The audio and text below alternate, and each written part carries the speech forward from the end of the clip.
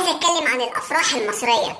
لو رحت اي فرح مصري هتشوف 4 حاجات. اول حاجه البنت رايحه عشان تشقط عريس، دي بتلاقيها رايحه جايه رايحه جايه، ودي بتقول لك ايه مش هتاخد بالك مني بقى، انا بودره وحطيت لك مكياج ودهنت لك راسي واتمرمحت لك كتفي وعريت لك، اعمل لك ايه تاني؟ اعملي دايت يا بقره.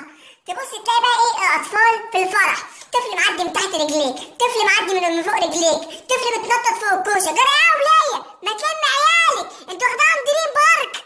تبص بقى تلاقي ايه الناس اللي جايه عشان تاكل وتمشي، دول اصلا ناس بتبقى ما كلتش من شهر، دول بييجوا يغتصبوا البوفيه، بيغتصبوه، واول ما يغتصبوا البوفيه بعد ما يخلصوا الاكل يقول لك والله الاكل ما كانش حلو. يا راجل ده انت كنت بتغتصب ديك رومي من شويه. لا والله الاكل ما عجبنيش. يا راجل ده انت البوفيه حامل منك. تبص بقى تلاقي ايه البنات المنافسين قاعدين بيتنقوروا على كل واحده من الفرح، بص لابسه ايه، بص الكعب اللي هي لابساه، واول ما تيجي تسلم عليهم حبيبتي ازيك عامله ايه وحشاني ده انت زي القمر، اتفوق على انفاق اهلك يا شيخه ده انت عايزه كعب يتدق على دماغك.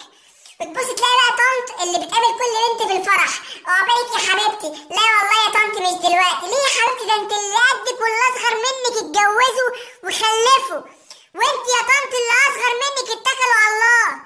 جرايه وليه. وتبص بقى تلاقي اصحاب العريس كلهم اتلموا وراه